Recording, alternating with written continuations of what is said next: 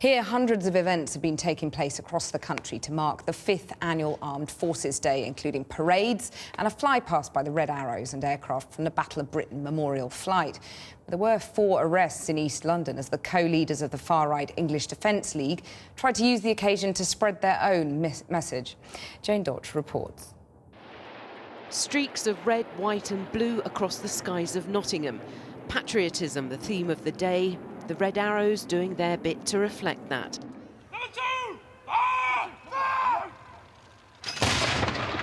Gunshots were fired from Nottingham Castle as down below service personnel from the Army, Navy and Royal Air Force paraded through the streets. The city was chosen to host this year's Armed Forces Day, an event designed to showcase Britain's military and to win hearts and minds, however young. This time last year I was in Afghanistan and it's really important, that we knew we got that support back home, back in the UK.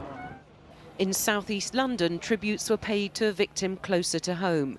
Wreaths were left outside Woolwich barracks for drummer Lee Rigby, murdered a short distance away 5 weeks ago. Myself, when I was little, I had a family army background. My dad was in the army, he retired from the army.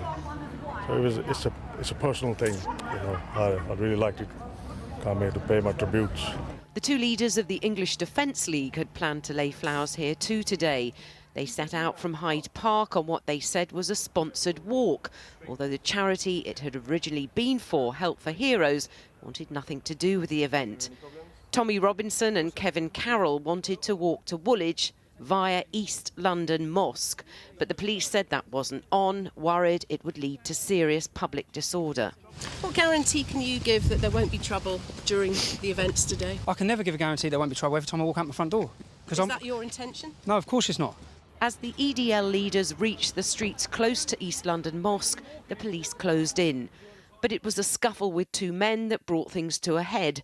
One in a blue shirt, the other in a red jacket, told them they weren't wanted in the area. As a police officer filmed proceedings, Kevin Carroll claimed he was punched and then he appeared to retaliate.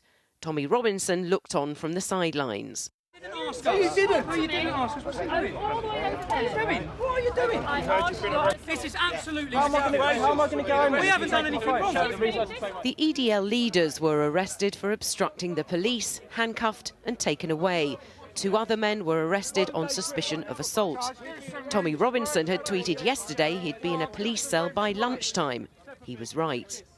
No, not on that one. Few, if any, of the thousands taking part in Armed Forces Day would have known or even cared about what was happening on a street corner in East London. They were too busy celebrating their version of patriotism.